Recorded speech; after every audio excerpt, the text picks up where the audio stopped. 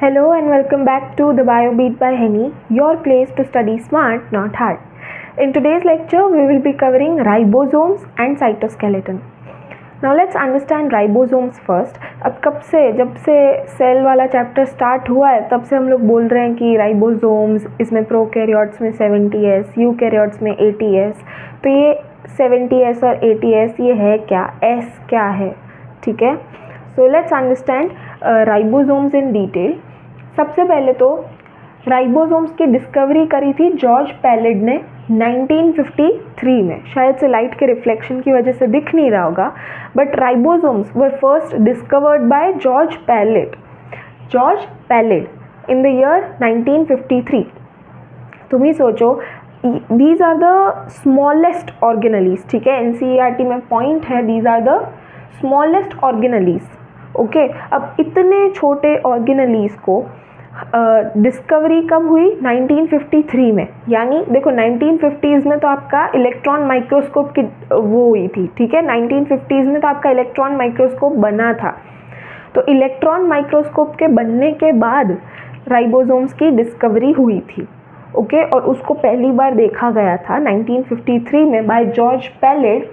इसीलिए ये साइंटिस्ट के नेम की वजह से इसको हम बोलते हैं Palade particles. Okay, so these are known as Palade particles. और अभी मैंने बोला कि these are the smallest organelles, मतलब आपके सेल में जितने भी ऑर्गेनलीज है सबसे छोटी ऑर्गेनली कौन सी है? राइबोसोम. क्योंकि अभी तक हमने जितने भी ऑर्गेनलीज पढ़ी, माइटोकॉन्ड्रिया हो गया, क्लोरोप्लास्ट हो गया, ये सारे किस में थे? ये सारे mm में थे. इनकी साइज, डायमीटर सब कुछ mm में था, है ना. पर यहाँ पर ये नैनोमीटर तक चला गया है, यानी कि 1000 टाइम्स छोटा है इससे. किससे? दूसरी ऑर्गेनलीज से. Okay, so these are the smallest organelles of cell. Now these are known as the protein factories. Protein factories, देखो राइबोसोम्स, देखो अब आपके पास डीएनए है, ठीक है. सेल के अंदर डीएनए है, डीएनए से आरएनए बनता है, और फिर आरएनए के साथ राइबोसोम्स अटैच हो जाते हैं, और उसके बाद उसका प्रोटीन बनता है. हम जेनेटिक्स में पढ़ेंगे, मॉलिक्यूलर बेसिस में पढ़ेंगे क्या होता है. सपोज आपका डीएनए है, ठीक है. डीएनए से आरएनए बनता है. इस प्रोसेस को बोलते हैं ट्रांसक्रिप्शन. ओके, एंड आरएनए से बाद में जाके प्रोटीन्स बनते हैं. इस प्रोसेस को बोलते हैं ट्रांसलेशन. तो डीएनए से आरएनए बन गया, पर जब आरएनए से प्रोटीन बनाना है तब प्रोटीन बनाने वक्त जो आरएनए आपका है उसके साथ आपके राइबोसोम्स अटैच हो जाते हैं, ठीक है. और ये फिर प्रोटीन बनाने में हेल्प करते हैं. इसीलिए without ribosomes you won't be able to convert the RNA into protein. Okay, so ribosomes play a very crucial role in synthesis of protein. That's why they are known as protein factories. Okay, then they are membraneless granular structure. membraneless है तभी तो हम लोग को पता है कि ये प्रोकैरियोट्स में मिल रहे हैं ना.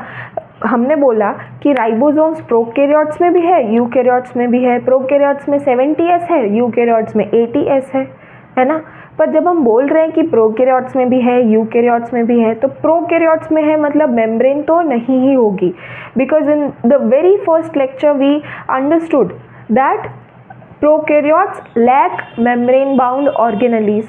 अगर मेम्ब्रेन बाउंड ऑर्गेनलीज नहीं है और राइबोसोम है तो मतलब राइबोसोम के पास मेम्ब्रेन नहीं होगी. So it is membraneless. Granular structure, एकदम छोटे छोटे ग्रैन्यूल्स के जैसे होते हैं ये. Obviously they are the smallest organelles. So हम लोग अगर उसको देखेंगे तो हमको ग्रैन्यूल्स जैसे दिखेंगे, fine granules. And these are universal. Why universal? Prokaryotes में भी है, यूकैरियोट्स में भी है. अगर हम बात करें प्रोकैरियोट्स की, see these are known as universal organelles, right. तो अगर मैं प्रोकैरियोट्स की बात करूं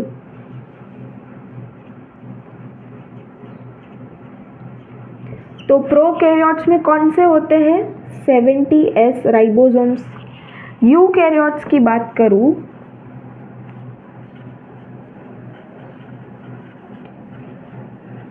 तो यूकैरियोट्स में कौन से होते हैं? ATS ribosomes. पर जब मैं यूकैरियोट्स की बात कर रही हूँ तो ATS राइबोसोम्स कहाँ है? आपके साइटोप्लाज्म में। ये देखो, यूकैरियोट्स में ATS भी हो सकते हैं, 70S भी होते हैं। ATS कहाँ पे मिलेंगे? आपके साइटोप्लाज्म में।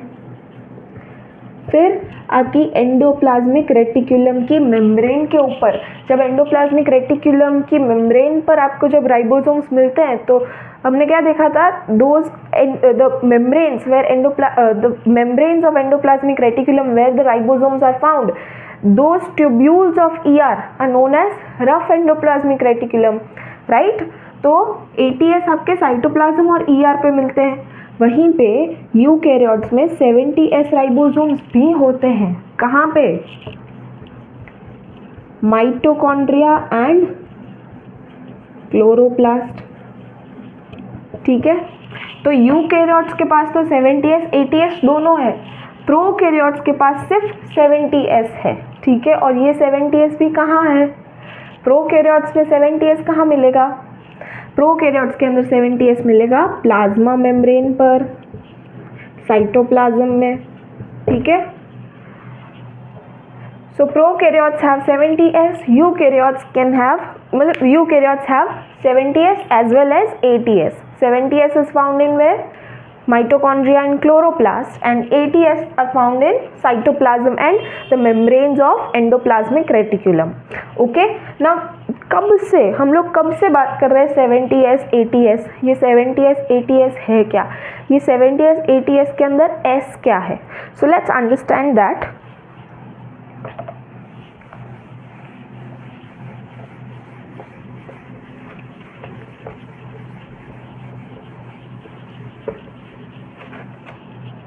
देखो, राइबोसोम्स की बात करी हमने,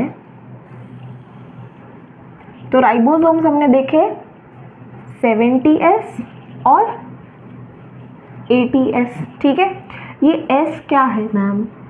सी, S is the Svedberg's unit. Okay, Svedberg's unit क्या है? स्वेडबर्ग एक साइंटिस्ट थे जिन्होंने सबसे पहले बोला था कि अच्छा, प्रोकैरियोट्स के पास 70S, ATS के पास, यूकैरियोट्स के पास ATS। तो मतलब ये 70S ATS, ये नंबर वाली जो बात थी राइबोसोम्स के अंदर, वो स्वेडबर्ग ने दी थी। इसीलिए उनके पीछे हमने स्वेडबर्ग यूनिट दे दी, राइबोसोम्स की एक यूनिट दे दी जिसको हमने बोल दिया स्वेडबर्ग्स यूनिट। ओके, तो स्वेडबर्ग एक साइंटिस्ट का नाम था, इसकी वजह से हमने एक राइबोसोम को उन साइंटिस्ट के नेम के पीछे यूनिट दे दी राइबोसोम को। ठीक है, तो S is the Svedberg's unit.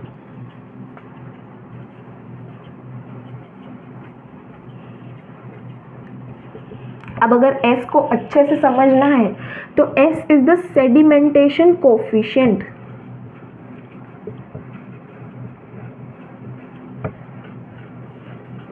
ठीक है, सेडिमेंटेशन कोफिशिएंट क्या होता है? देखो कि कोई भी चीज़ सेडिमेंट हो रही है, सेडिमेंट मतलब एक मिक्सचर के अंदर कोई भी चीज़ ऐसे बैठ जा रही है। ठीक है, उसको सेंट्रीफ्यूगेट कर रहे हो, फिर कुछ चीज़ें आपकी एक अलग अलग लेवल पर मिलेगी। ओके, ऐसे ही कुछ राइबोसोम्स के अंदर होता है। देखो 70S और ATS है। अब राइबोसोम्स एक्चुअल में एक सिंगल स्ट्रक्चर नहीं है। ठीक है, राइबोसोम जो है वो एक लार्ज यूनिट और एक स्मॉल यूनिट, ये दो से मिलकर बना है। राइबोसोम कैसा होता है? एक ऐसा सा स्ट्रक्चर है जिसके अंदर एक लार्ज यूनिट है और एक स्मॉलर यूनिट है।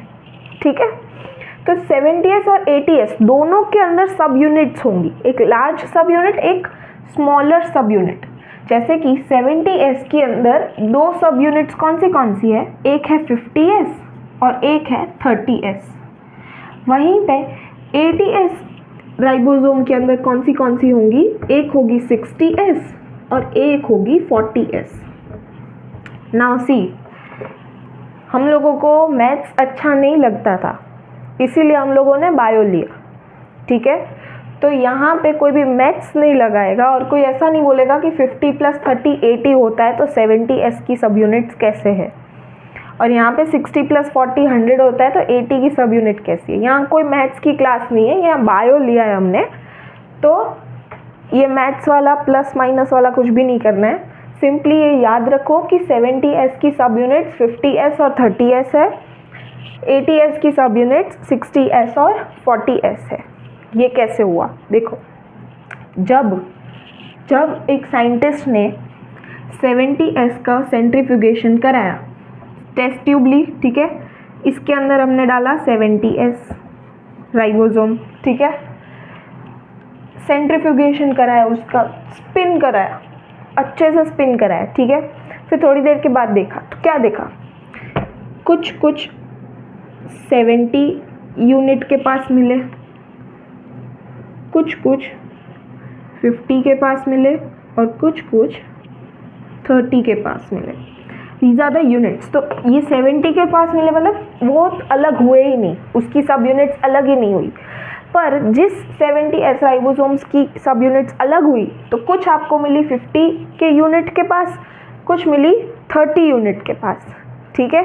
तो इसीलिए इसके ऊपर से पता चला कि अच्छा जो 70s राइबोसोम है इसकी सब यूनिट्स कौन सी होंगी, 50s और 30s, क्योंकि 70s राइबोसोम्स को छोड़ के कुछ और डाला ही नहीं था, सिर्फ 70s राइबोसोम डाला, उसको सेंट्रीफ्यूगेट करा। तो ऐसा पॉसिबल है कि कई बार 70s खुद अलग ही ना हो, उसकी सब यूनिट्स ही अलग नहीं हुई, तो वो 70 यूनिट पे मिली। अब तुम समझो 70 नीचे मतलब भारी है, 70 भारी है 50 से, 50 भारी है 30 से, तो भारी चीज़ नीचे रहेगी ना, तो ये टेस्ट ट्यूब में 70 सबसे नीचे रहा क्योंकि वो हैवी है। उसके ऊपर थोड़ा ऊपर एक 50 यूनिट के पास कुछ सब यूनिट मिली, कुछ पार्टिकल्स मिले, फिर उसके बाद 30 के पास भी कुछ पार्टिकल्स मिले, फिर पता चला कि अच्छा इसकी दो सब यूनिट्स हैं जो कि है 50s और 30s, ठीक है। तो ऐसे पता चला 70s। सिमिलरली 80s को भी सब सेंट्रीफ्यूगेट करा था, उसको स्पिन करा, यहाँ पे सिर्फ हमने 80s डाला, ठीक है। 80s जब डाला तब कुछ पार्टिकल्स आपको मिले 80 के ऊपर, कुछ मिले आपको 60 पर और कुछ मिले 40 पर, ठीक है। तो यहाँ से पता चला कि अच्छा 80s की सब यूनिट्स कौन सी हैं, 60s और 40s, ठीक है। तो यहाँ से हमको पता चला कि राइबोसोम्स की दो सब यूनिट्स होती है। राइबोसोम एक सिंगल स्ट्रक्चर नहीं है, वो दो सब यूनिट से जुड़कर बना है। और उसमें भी राइबोसोम्स जो हम इतने टाइम से बोल रहे थे कि 70s होता है प्रोकैरियोट्स में, 80s होता है यूकैरियोट्स में, तो ये S क्या है, तो S is the Svedberg unit, क्योंकि स्वेडबर्ग ने बताया था कि अच्छा ऐसे S वाला भी कुछ होता है, नंबर भी होता है राइबोसोम में, वरना पहले किसी को पता नहीं था 70-80 वाला, ये स्वेडबर्ग ने बताया। इसलिए उन साइंटिस्ट के नेम के पीछे हमने राइबोसोम्स की यूनिट को ऐसा बोल दिया S करके, ठीक है। फिर एक्चुअल में हमने देखा कि ये S जो आया वो आया कहाँ से, सेडिमेंटेशन कोएफिशिएंट से। 80s जो है वो 60 और 40 से बनता है, 70s जो 50 और 30s से बनता है। फिर सेडिमेंटेशन कोएफिशिएंट लगाया, तब हमें पता चला अच्छा 70s को जब सेडिमेंट करा, उसको सेंट्रीफ्यूगेट करा, फिर जब सेडिमेंटेशन हुआ उसका, तब पता चला कि 70s जो है वो 50 और 30 से बना है, 80 जो है वो 60 और 40 से बना है, ठीक है। तो ये था आपका S वाला पूरा फंडा। अब देखो NCERT में पॉलीसोम करके कुछ दिया है, ठीक है।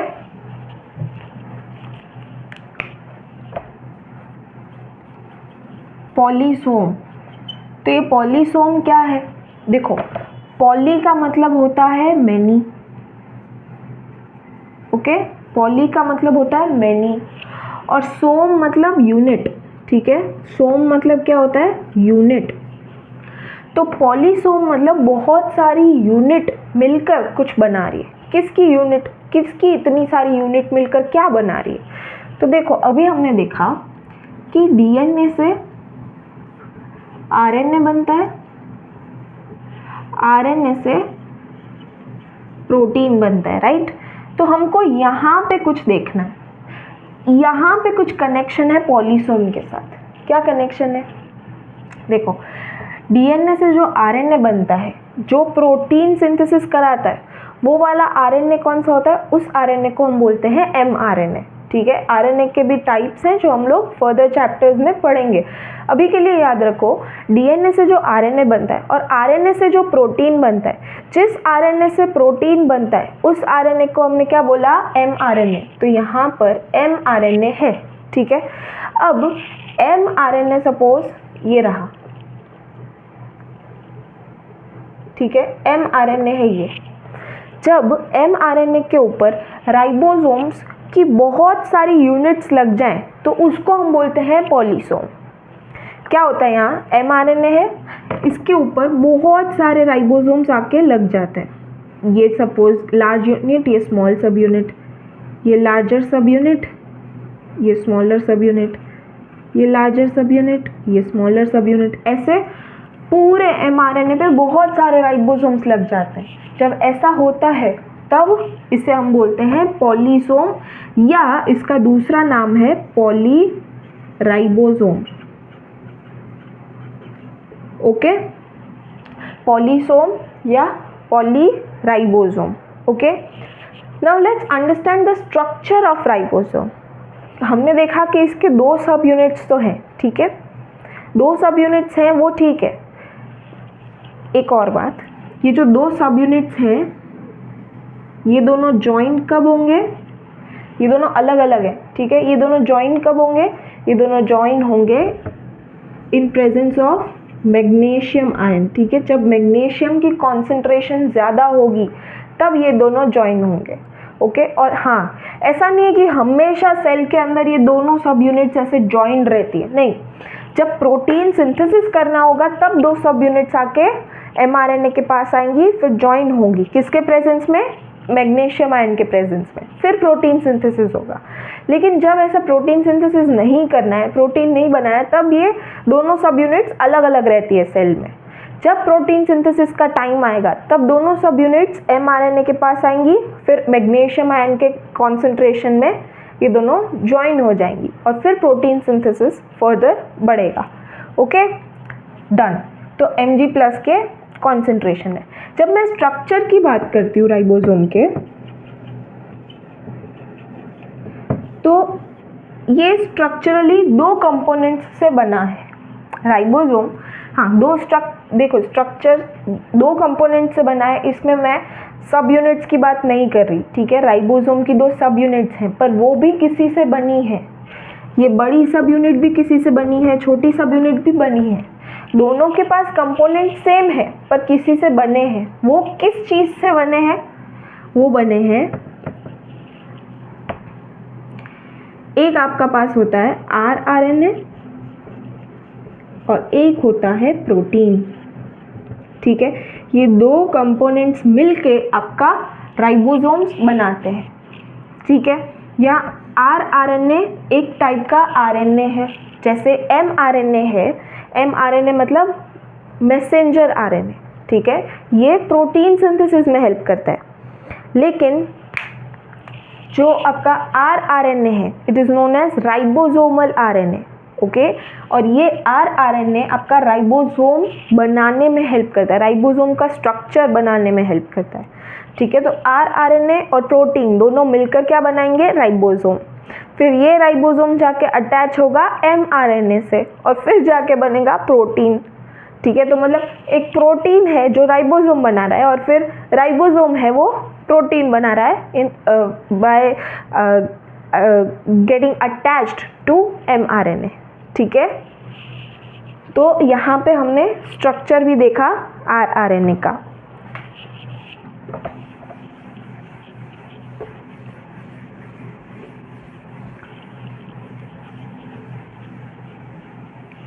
तो अभी तक हमने राइबोसोम के अंदर क्या क्या पढ़ा। राइबोसोम के अंदर सबसे पहले तो पढ़ा हमने कि जॉर्ज पैलेट ने डिस्कवर करा था 1953 में। 1953 में क्यों, क्योंकि 1950s में तो इलेक्ट्रॉन माइक्रोस्कोप डिस्कवर हुआ था। फिर जॉर्ज पैलेट ने उसको देखा था, जॉर्ज पैलेट के नाम के ऊपर हमने इसको पैलेट पार्टिकल्स बोला। फिर ये बहुत ही छोटे होते हैं organelles, these are the smallest organelles, कितने 15 to 20 नैनोमीटर। अब तक हमने जितने भी ऑर्गेनेलीज पढ़े वो किस में थे, mm में, माइक्रोमीटर में। यहाँ पे कौन से हैं, नैनोमीटर के अंदर, मतलब बहुत छोटे हैं। फिर हमने देखा कि ये यूनिवर्सल ऑर्गेनलीज हैं। क्यों? क्योंकि ये प्रोकैरियोट्स और यूकैरियोट्स दोनों में पाए जाते हैं। प्रोकैरियोट्स में क्यों पाए जाते हैं? क्योंकि ये मेम्ब्रेनलेस ऑर्गेनलीज हैं, है ना। फिर हमने देखा कि यूनिवर्सल है, प्रोकैरियोट्स में 70S, यूकैरियोट्स में 80S। फिर यूकैरियोट्स में 70S भी मिलती है कहाँ? Chloroplast, mitochondria. देखो जितने भी प्रोकैरियोट्स और यूकैरियोट्स में कहाँ कहाँ मिलती है, हमने ये देखा था ना कि राइबोसोम्स जो है प्रोकैरियोट्स और यूकैरियोट्स में कौन सी मिलती है और कहाँ मिलती है, ये हमने एक देखा था। प्रोकैरियोट्स में 70S है जो कि कहाँ मिलती है? प्लाज्मा मेम्ब्रेन और साइटोप्लाज्म में।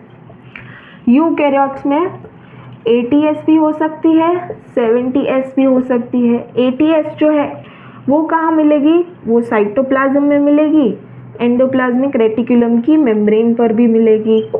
70S जो है वो कहाँ मिलेगी? माइटोकॉन्ड्रिया और क्लोरोप्लास्ट में।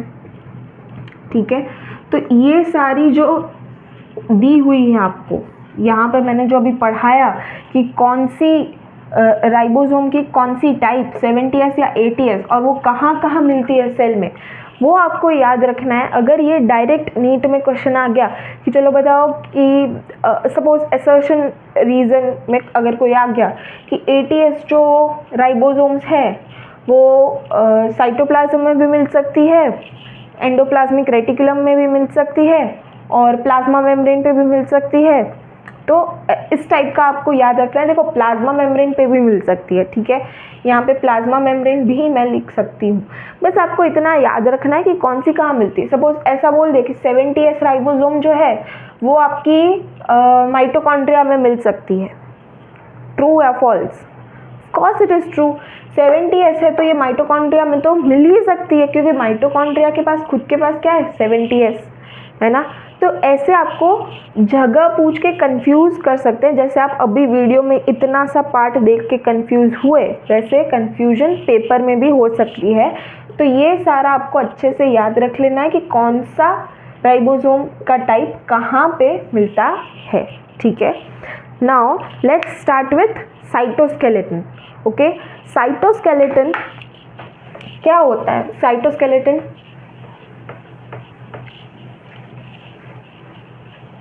साइटोस्केलेटन नाम से समझो, नाम को ब्रेक डाउन करो, ठीक है, टर्म को ब्रेक डाउन करो।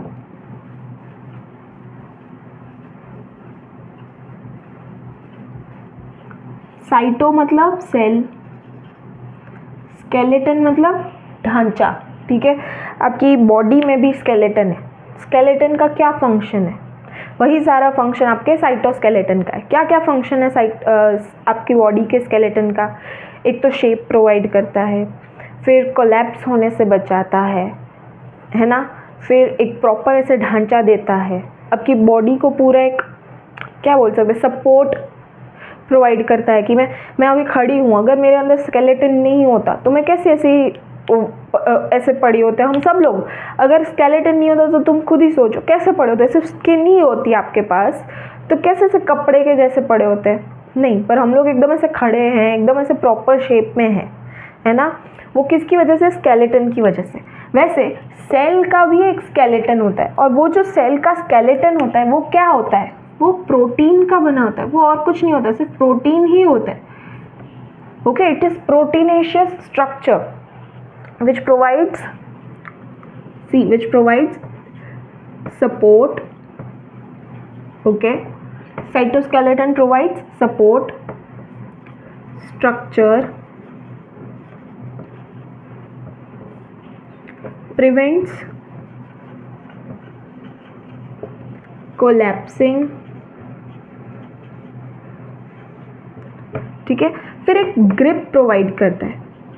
ग्रिप किसको ग्रिप प्रोवाइड करता है? देखो सेल है, ठीक है, सेल है, इसके अंदर ऐसा पूरा प्रोटीनेशियस साइटोस्केलेटन है, ठीक है, ऐसे पूरा प्रोटीनेशियस साइटोस्केलेटन है। अभी यहाँ पे एक ऑर्गेनली है, इस ऑर्गेनली को यहाँ से यहाँ मूव करना है तो ये इस साइटोस्केलेटन की मदद से वहाँ मूव कर सकती है, उसको ऑर्गेनली को एक ग्रिप मिल रहा है।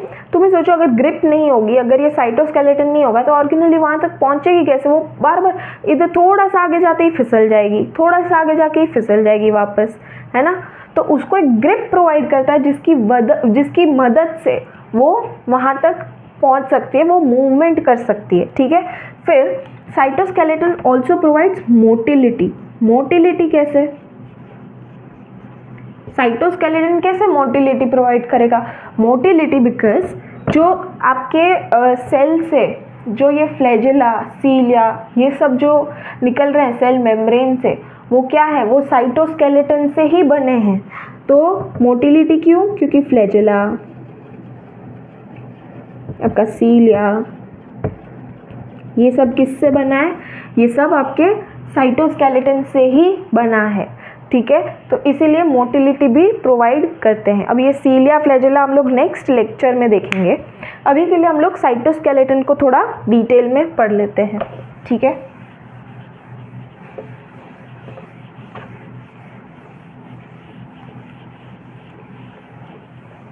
देखो, साइटोस्केलेटन के अंदर आपके पास 3 कंपोनेंट्स, आप बोल लो 3 स्ट्रक्चर्स आते हैं जो हमको देखने। कौन से 3 structures?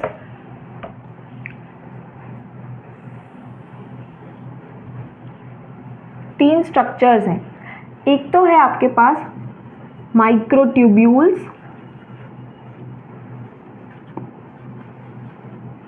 Okay, microtubules, intermediate filament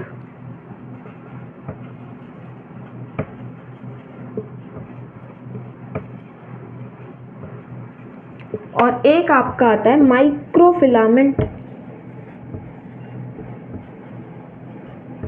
जिसको हम एक्टिन फिलामेंट भी बोलते हैं, ओके। यहाँ पर हमने देखा माइक्रोट्यूब्यूल्स, इंटरमीडिएट फिलामेंट और माइक्रोफिलामेंट। अगर मैं डायामीटर की बात करूँ, ठीक है, डायामीटर की, तो देखो यहाँ पर ट्यूब्यूल आया और यहाँ पर फिलामेंट आया। ट्यूब्यूल और फिलामेंट, तुम थोड़ा सा ऐसे जनरल नॉलेज लगाओ, थोड़ा सा ऐसे खुद की बुद्धि लगाओ। ट्यूब्यूल और फिलामेंट में से कौन बड़ा होगा, कौन छोटा होगा? ठीक है, ट्यूब्यूल थोड़ा ऐसे ट्यूब जैसा, फिलामेंट मतलब एकदम ऐसे धागे जैसा, ट्यूब्यूल में थोड़ा ट्यूब जैसा।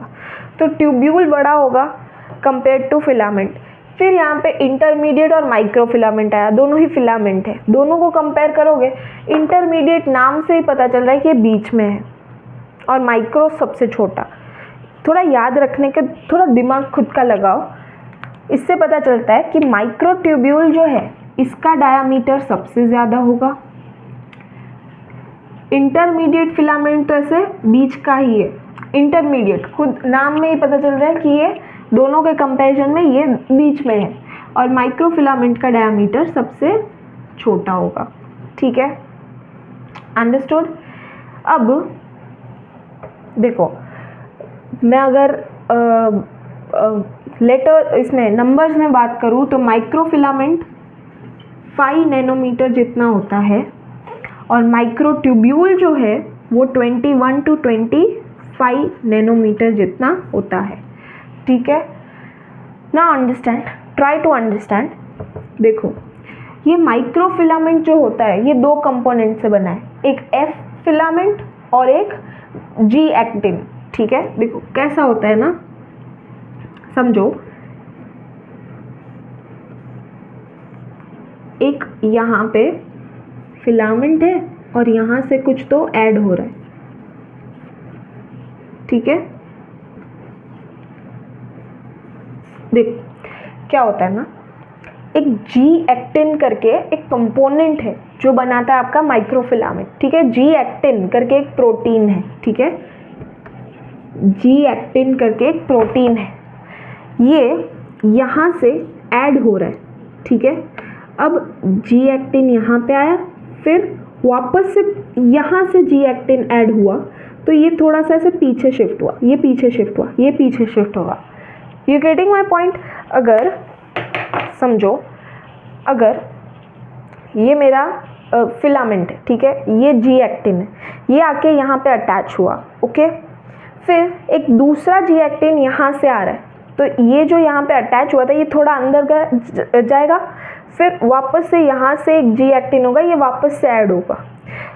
समझ रहे हो ये कैसा हो रहा है ना, ये जी एक्टिन यहाँ पे, ये जी एक्टिन ऐड हुआ तो क्या बन गया, ऐसा कुछ बन गया। फिर यहाँ से वापस से एक जी एक्टिन ऐड हुआ तो अब कुछ ऐसा सा बन गया, यहाँ से वापस ऐड होगा, है ना। तो ऐसा कुछ होता है। ओके, तो ऐसा कुछ होता है, जी एक्टिन यहाँ पे ऐड हुआ और ये जी एक्टिन का जो मॉलिक्यूल है, जो प्रोटीन है, वो शिफ्ट होता गया और ऐसे पूरा एक फिलामेंट बन गया, राइट। इसको हमने बोल दिया एफ फिलामेंट। और यहाँ से जी एक्टिन ऐड हो रहा है, इसको हमने बोल दिया पॉजिटिव एंड। क्यों? क्योंकि यहाँ से ऐड हो रही है और यहाँ पे नेगेटिव एंड, उसके ऑपोजिट में नेगेटिव एंड। ठीक है, यहाँ तक हमने अभी देखा था, वीडियो स्टॉप हो गया था, सॉरी फॉर दैट।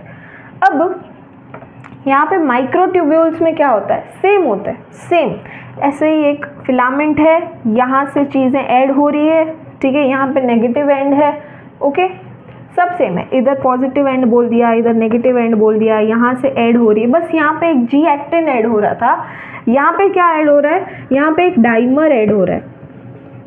डाइमर मतलब 2 यूनिट वाला चीज़। कौन सी 2 यूनिट है इसके अंदर, alpha tubulin and beta tubulin, ये दोनों एक डाइमर बना रही है और वो यहाँ से ऐड हो रही है, मतलब कुछ ऐसा ऐसा स्ट्रक्चर यहाँ से ऐड होगा। ठीक है, alpha tubulin and beta tubulin, ऐसा स्ट्रक्चर ऐड होगा यहाँ से पॉजिटिव एंड से। ओके, ऐसा होता है माइक्रोट्यूब्यूल्स के अंदर। और इंटरमीडिएट फिलामेंट के अंदर टेट्रामर ऐड होता है। ठीक है, यहाँ पर माइक्रोफिलामेंट में भी एक मोनोमर जो है वो ऐड हो रहा है। यहाँ माइक्रोट्यूब्यूल्स के अंदर हमने देखा डाइमर ऐड हो रहा है और इंटरमीडिएट फिलामेंट के अंदर टेट्रामर यानी कि 4 यूनिट वाली एक मॉलिक्यूल ऐड हो रही है। ठीक है, इसका स्ट्रक्चर आपको इतने डिटेल में याद रखने की ज़रूरत नहीं है। नीट लेवल पे क्वेश्चंस इसके ऊपर नहीं आते, किस चीज़ पर आते हैं वो दिखा देती हूँ। ये ऐसा सारा स्ट्रक्चर आपसे नहीं पूछेगा, पॉजिटिव एंड, नेगेटिव एंड, ऐसा सब कोई नहीं पूछेगा। ठीक है, क्या याद रखना है वो बता देती हूँ। साइटोस्केलेटन में सबसे पहले आप याद रखोगे कि 3 स्ट्रक्चर्स हैं, माइक्रोट्यूब्यूल्स, इंटरमीडिएट फिलामेंट और माइक्रोफिलामेंट, ये याद रखोगे। फिर साइज का चार्ट याद रखोगे कि माइक्रोट्यूब्यूल जो है वो बड़ा है इंटरमीडिएट फिलामेंट से और वो बड़ा है माइक्रोफिलामेंट से, जिसको हम एक्टिन फिलामेंट भी बोलते हैं। ठीक है, एक ये पॉइंट याद रखोगे। ओके, सेकेंड पॉइंट जो आप याद रखोगे कि ये माइक्रोट्यूब्यूल जो है ये किससे बनती है, डाइमर से। कौन सा डाइमर होता है, alpha beta tubulins, alpha tubulin beta tubulin, ये दोनों मिलकर बनाते हैं डाइमर, जो कि माइक्रोट्यूब्यूल बनाएगा। इंटरमीडिएट फिलामेंट जो है वो टेट्रामर से बनता है। टेट्रामर के अंदर क्या क्या होगा नहीं याद रखना। ठीक है, फिर होता है माइक्रोफिलामेंट या एक्टिन फिलामेंट, ये मोनोमर से बनता है।